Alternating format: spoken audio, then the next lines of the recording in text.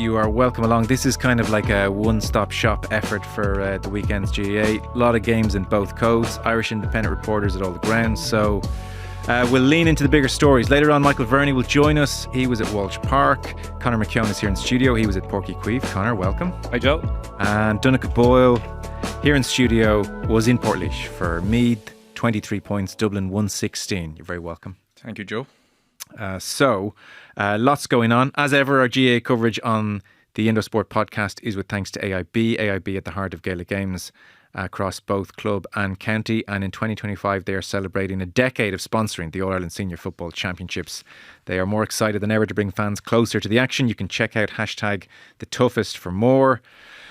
And, well, I guess it's now a more open championship than ever. We have, obviously, Meath Dublin. We had Kildare 18 points, Louth 118 in Tullamore in the other game. We had Armagh, who are now just clutch. They're just clutch. From nearly men to clutch. They beat Tyrone 23 points to 22. Donegal, not super impressive, and still run out 6 points winners against Down in Clonus. There was, by the way, a moment. We're not starting with Kildare. Don't get me wrong, but there was a moment in Kildare 18 points 118 where the hooter shoots and rugby style a Louth player grabs the ball and you can just hear his team just boot it anywhere, and he boots it over his own end line. And I'm with him. So this is not me hanging this guy out to dry. I was like, well, that's that done. Craig Lennon, I think, yeah. Craig Lennon. Craig, I'm not having a go at you. I was thinking the same thing. And to Craig's horror, the referee says, oh no, that's a 45, Craig. Yeah. Ball still in play. Yeah, it has to go out over the sideline. It just shows none of us learn the rules by reading the rules. We learn by watching and playing, and you figure it out that way. This was complete news to me. I was in Clonus last week. And there was a similar scenario. Monaghan Donegal, ball kicked out. Sean Patton kicks the ball out. Monaghan win the line ball. And as the ball is out of play, Monaghan sort of take a few seconds to get it out. They delay a little bit. And because the ball isn't back in play when the hooter goes, the game is deemed to be officially over. So it was a similar scenario. Now, Jim McGuinness admitted afterwards he was scratching his head. The Monaghan players in the field were not happy. Gabriel Bannigan was protesting with the fourth official. And David Coldrick, to his eternal credit, and it wasn't said enough, he was the only man in the ground who knew exactly what should happen. Well, they are the exception to the rule that nobody reads the rules. Yes, exactly. But he knew, and he had no doubt, and he stood his ground, and he was absolutely 100% fundamentally spot on. And Brendan Griffin in this game, in fairness to him, that little nuance, the fact that it was a 45 and not a line ball, which is the small little thing that makes all the difference. And just imagine a world where Kildare get a goal after 45. This is the thing. I mean, we did say at the start of the year, the one downside of these rules coming in so quickly is that, what if in a big game, a big thing is decided? This is Tailteann Cup or Sam Maguire. This is a real shot at a Leinster championship for the first time anyway outside of Dublin in 15 years. And there's Craig going, everyone said boot the ball. I did exactly what everyone said. Well, I was just, when we're on that, maybe it's worth going on to it now. I had an epiphany or a moment of horror when Meath had won that last free. The hooter had gone. Meath were 3 points up.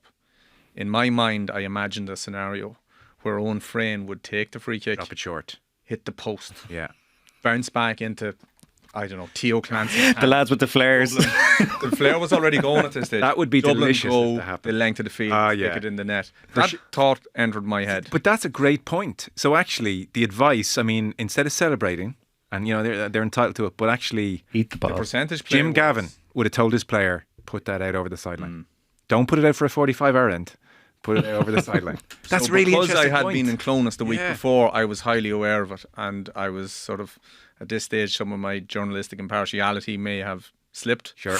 And I was imploring Owen, don't go for it, in colourful language, to hit the terrace. It'd be a strange moment if he turned to the sideline and booted it over. Oh, I think it would probably be one of the most talked about GA moments of the year. Even Jim Gavin at home be like, I didn't really want this. Yeah, this is not the North Star.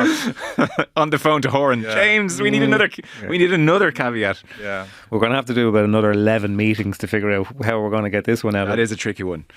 All's well that ends well for both Craig Lennon and for Meath. So 23 points to 116. If people didn't see the game, this was kind of we became familiar with this dynamic during the league. Meath had the win in the first half. They declared with the 12-point lead, and it was, could Dublin fight back? But we had learned our lessons from the league, so even at half time, everyone knew the game was still on. Good riddance, Croke Park for semi-finals as a headline. That worked. It did. It was only the attendance was just over 10,000. So as we all know, 10,000 in Croke Park it's almost a chore.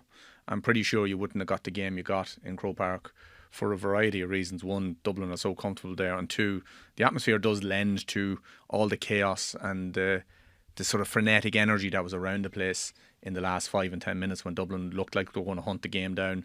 I think that doesn't happen in Croke Park. That energy is just lost in the sheer scale of the place. To the extent that, do you think Dublin would have won if that game was at Croke Park yesterday? Yeah, I think so. Dublin, it's a home venue for Dublin. I don't think you can cut it any other way. Since the spring series 10 years ago, I think it's 100% a home venue for Dublin. I think they are better there than they are anywhere else.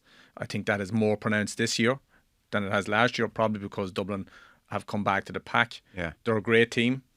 Makes no difference what they played. I think you have to make that point. They were so far ahead of everyone else in Leinster and pretty much almost everyone else in the country that it was an irrelevance to them. But yeah, I think Dublin will regroup, and I think Dublin will be in an Ireland quarter-final at least, and there'll be a handful for whoever to get. Well, it was suggested to me yesterday that what we should do is take the differential between Dublin and Meath the last time they played in Croke Park versus yesterday, and then extrapolate that across the last 15 years and start sort of re-administering the Leinster titles that were won over the years. Manchester City charges. Yeah, exactly. Yeah. Style. So many aspects of this game. So Dublin against the wind to start out. There was, and you only had to look to the first point, Donnchadh, to see a pattern here, which became, it did become a pattern. It became a trend. Cluxton under pressure for his kickouts in a big way. Second minute, Cluxton kick out. We're talking kind of just past the D here, and Costello puts it over the bar. Meath win possession. Fourth minute, Costello again. It was old school. It was like there were 4 players up, 2 from each side, going up, contesting a Stephen Cluxton kick out. Costello wins the break, gives it to Owen Frayne. He kicks a 2-pointer. That's another pattern, Meath and the 2-pointers. Suddenly it's 4 points to no score. And this became a big, big problem for Dublin. And interestingly, Billy Hogan, the Meath goalkeeper, said, we talked about this during the week, that Dublin and the new rules kickouts not quite working yet. It's as exposed as Dublin have ever been from the kickouts since Stephen Cluxton started playing. I think that's a fair point, but there's a combination of things happening here. One, the wind, and two, the arc makes it a very, very limited window in where you can put your kickouts. So you can guess probably within 10 square yards, because if it's going left or right, you have a fair idea where it's going to be, and you have a split second or two to get across and get bodies there. And I think too, when you're playing against the wind, the ball hangs in such a way that it favours the attacking team. Yeah, there was one break it forward. Memorable one where Con, as you watched on TV, near touchline to the TV. Yes, Brian Menton. He's standing under it and he's waiting forever. Yeah. And Brian Menton just comes and times his run, and I think a score comes off that. It does. And I think that was one of the real signs that Dublin were under so much pressure early on, because you saw Con do that for Coola to great effect. He'd come for the kickouts when they needed him to come, and he was there like, we're under pressure here and he's going to dig this out. With the wind, Cluxton fires that at him, but against the wind it just hangs. Yeah, it hangs. And like, we were talking about this earlier, and people are talking about Cluxton. Like, we had a similar situation with Sean Patton last week in Clonus again, and Patton's kickouts, the trajectory of them was so good that we were asking Jim McGuinness about it later, and like, he was absolutely on the money with them. But McGuinness pointed out, listen, he's only one part of that, so someone has to create the picture for him, to give him the spaces to hit. The catch has to be executed, the bodies have to be around the break. So when you're talking about, was Stephen Cluxton's kick out dismantled, it's really Dublin were dismantled. No, totally. Dublin were on breaking ball. Like, that's the big thing. The only thing that you can do in this situation now that has been created by the new rules, where you have to go long because that's the rule, you're against the wind, so you're not going to be able to go that long. The only thing you can do to stem that flow, that blame, is to win breaking ball. And Dublin were brutal at it yesterday. Do you think that's a desire thing? Well, I don't know, is it a desire thing? Because like, everything can come back to coaching. I'm sure Dublin desire to win that game. You know what I mean? That'll be the Dublin team that lost to Meath. It's funny though, because Philly McMahon was in a while back, and he doesn't like the kickouts. He thinks it's a little bit almost less sophisticated almost, that we have gone back to. Well, Philly has an analytical sort of coaching brain, and I can understand. There's more variety if you allowed teams to get a short kick out, okay, I still think teams will push up now because they still can't go back to the keeper. Yeah. So I understand where Philly's coming from with that one. But just in the context of this game, this is the 5th time, I think, that Dublin have been down by double digits this year. It happened against Tyrone at the last day of the league. It happened against Armagh. It happened against Kerry, but they turned around. Yeah. So they have a serious problem playing into the wind. In as much as every team has been affected by this, playing into the wind with the new kick out, Dublin seem to be particularly bad at it. And it is noticeable about their play that they don't seem to use the wind in any different way to when they're playing against it. The ball goes through their hands, they run the ball, they've no sort of quick release. And they were down bodies and everything else, and they've obviously lost some big names permanently and everything. But I still think that there's more in that group of players than they showed yesterday. Their biggest problem so far as I could make out, they did not win breaking ball. And because you're trying to press out a small bit to be on the front foot when you win it, you're kind of left naked when the opposition do win it. So they haven't been great at the new rules. 2-pointers they've been a bit like the Tyrone game at the end of the league. They got almost too preoccupied with 2-pointers when they could have reeled Meath in. But still, like, you know, not to be too down and gloomy on Dublin, it wasn't a huge pile different to the Cork-Kerry game the previous week. And we were all saying afterwards, well, that's a great gut check for Kerry. I think if Dublin had come through that, had the Cormac Costello's goal gone in, we might be saying the same thing about Dublin today, but we're not. Yeah. Closing stages, Dublin on 55 minutes are within 6 points after the Costello goal. They get back to within 5 points on 57 minutes. They get back to within 4 points. Con fists over the bar on the hour mark. They're back within 4 there with 10 minutes to go. Then Basquel with a 2-pointer. So they're back to within 2 points, 63 minutes on the clock. Odds on to win. Yeah. So sloppy. Like, so you know, Paul Flynn last night in Sunday games, like, look, they're not Ireland contenders if they're playing like this. Kilkenny Skies one, you know, will make the top 5 worst efforts of his career. He's just that brilliant usually. Fist passes going to ground. Was it who kicked it back over Greg his own man? Over Brian Howard's head. This is why the fear factor's gone with Dublin, you know. They're just not razor sharp. From the off, like you were saying the last 10 minutes that they were starting to make a mistake, but from the off, Dublin were doing things that is just so unlike them for the last 10 or 15 years. They were so good at the basics, they kind of squeezed the life out of everyone else because they were never going to give you a minute. So if you think of that Costello goal chance that was saved by Billy Hogan, and there was a rebound, and potentially Killian McGuinness, and apologies if I'm wrong, comes in, and in his sort of anxiety to get the ball up and manufacture the goal chance, he touches it on the ground. Dublin touched the ball on the ground from a kick out in the first half as well, like real elemental stuff that they have never done in the last 10 or 15 years. And I think that had been a feature of the play from the beginning. So when the heat was on and like you're looking at the game and you're saying like, oh, Meath are going to melt here, they're going to wither under the pressure. In some way, Dublin are actually feeling the pressure. So we actually have to finish the job here now. Dublin of 5 years ago would have been like, oh, this is bread and butter. This Dublin team, a lot of them hadn't been in this situation before. The pressure was on them because are you about to be the first team to lose to Meath in 15 years? And they made a couple of mistakes at crucial times. And when Meath started to get tired and look tired, and they got punished for a 3-up, like a really basic thing, they got punished for a 3-up offence. And you're thinking like, this is it. They're just running out of legs. And those Dublin mistakes re-energised them. And they actually kicked the last 2 points of the game into the wind, which wasn't insignificant. Dublin mistakes. Yeah, huge. Loads of them. They just sort of lacked direction, and they got kind of a bit sort of like the big thing about Dublin. They were always very focused as a team. You know, that line that Joe Brolly loves to regurgitate, that the Gooch used to say, the thing about the Dubs is they kind of ignore you. They're just always utterly consumed with the task. They just looked a bit kind of flustered. And I don't know whether it was the conditions, whether it was psychologically having to come back from so far down. They just look like they kind of lack leaders, but they also lack a midfield. Like, it's so obvious. Like, Brian Fenton has never been more prominent. Do you know what I mean? Can he Chris Eubank Senior this? Well, I don't know, but when you have Conor O'Callaghan coming out around midfield to try and kind of give Dublin a presence there and a ball-winning presence there, that's not where you want Conor O'Callaghan. It really, really isn't. Yeah. So I still think if Dublin get everybody back, because it's not insignificant the number of players that were out with injuries. Yeah, Desi Farrell was.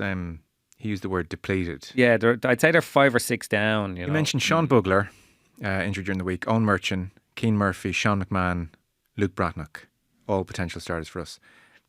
That's not going to scare Kerry Donegal overly. Well, it will turn. It will turn them into it. And Armagh, sorry, excuse me. They'll turn Dublin into a serious team again if they were all there. Okay. All Ireland winning potential team. Well, see, it depends on. Like, I don't think nothing that Dublin have showed so far would put them, for me, in with the same bracket as Armagh, Donegal, Galway, or Kerry. And the interesting thing that came out of the weekend is that they're now knocked down to third seeds for the group stages. The draws on Wednesday, and for the last couple of years, Dublin have got a pretty easy draw. There was 2 years ago, I think they got Kildare, Roscommon, and Sligo, and you were thinking, oh God, like, you know.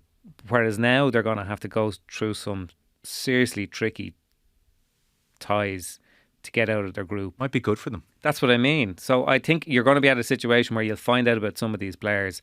Are they actually up to this? And if they're not, it's not going to end well for Dublin anyway. No. What's your final word from you, Donnchadh, on Dublin? What's your sense of them this year then? I think they will recover. I think they are a little bit better than they showed yesterday. I think that they will be in the group stages. They'll be fine, at least the preliminary quarter final. And I think we'll see them in Croke Park. And I think they'll probably win a game in Croke Park for the year is out. So that would put them in an All-Ireland semi-final most likely. Right. That wouldn't surprise me in any way. I guess, to be fair, they shouldn't be outside the top 4. So. No. Would you rule them out of winning the All-Ireland? Would you be so brave as to do that here? We were having the conversation earlier, like we were talking for a while, like the most open All-Ireland in years. And I suppose from what you've seen so far, you could probably say, like, within that chasing pack in contention to win the All-Ireland, there's probably the guys who are further on the road, the Kerry, Armagh, Galway, Donegal. And then I think there's a slight break to maybe Dublin now, who are on the basis of yesterday, because they have a lot of questions to answer. Mayo, who we could be talking about then in a different context if they turn Galway over. But there's a few then. I think that pack of 7 or 8 that we were talking about at the start of the year, it's kind of like maybe 4 and 3 now, or 4 and 4. What about Meath then? Is this the start of something?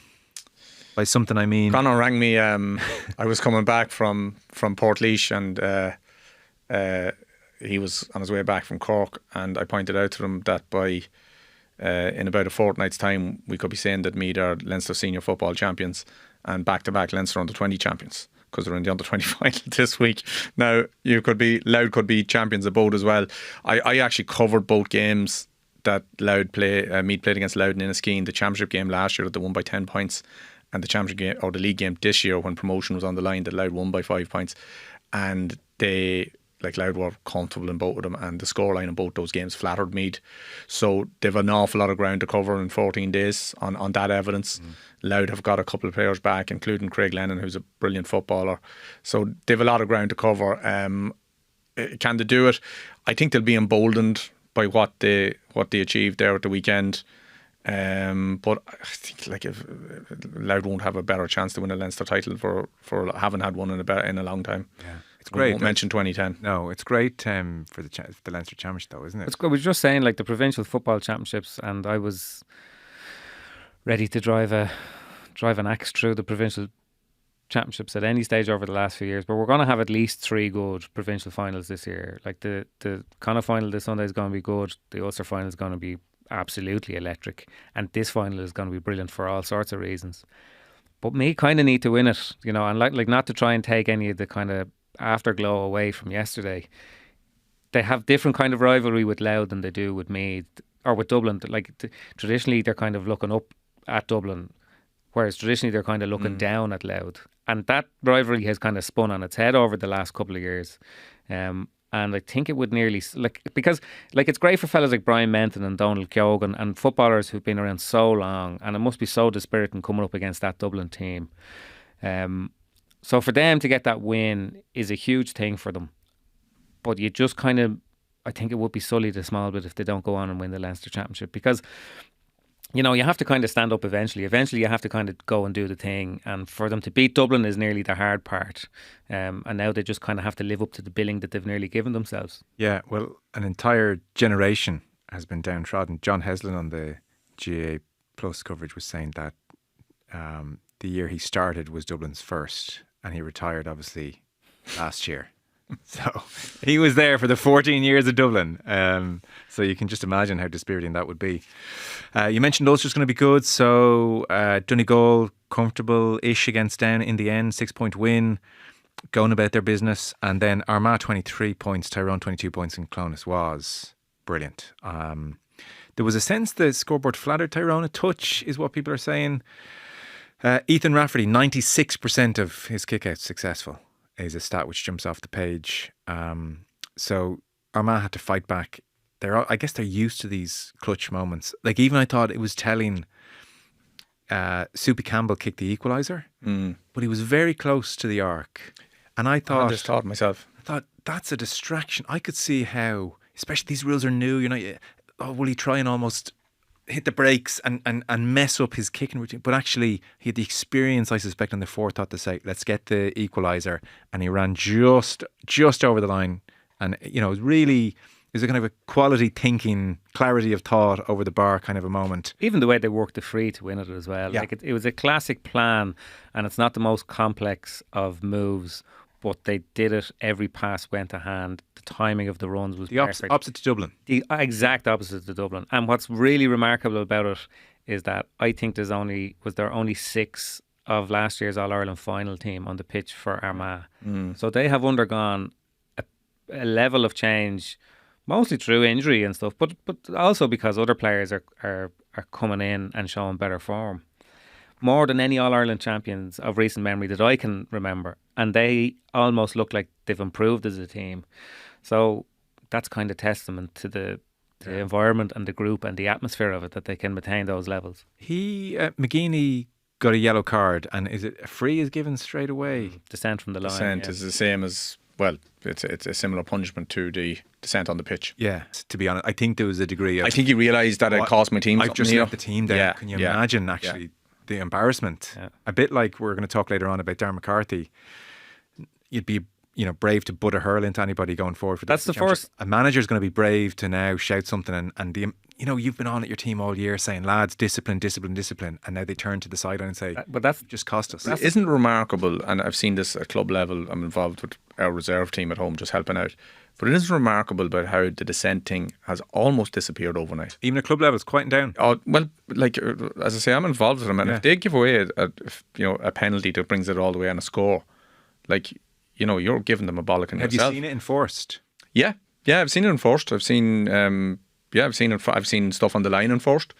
And it's like, it's one of those things, you say to them, any of them in a dressing room, this is one of the things you can control. Yeah. So get a hold of it, like. Because it completely undercuts you as a manager if you're giving away frees. Yeah. And I haven't seen it at inter-county level because it was one of the things that was brought in. I remember when the day that they unveiled all these proposals, some of them are gone, some of them are still in there.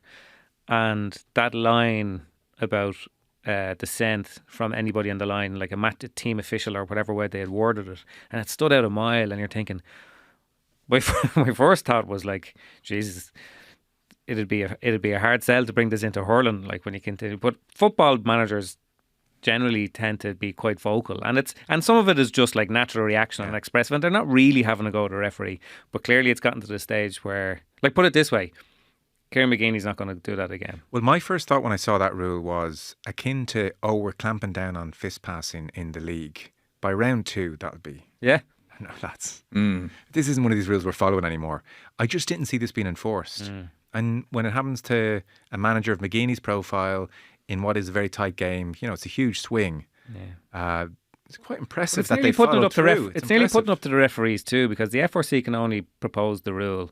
It was interesting to see that the FRC briefing that came out last week spoke about the steps rule.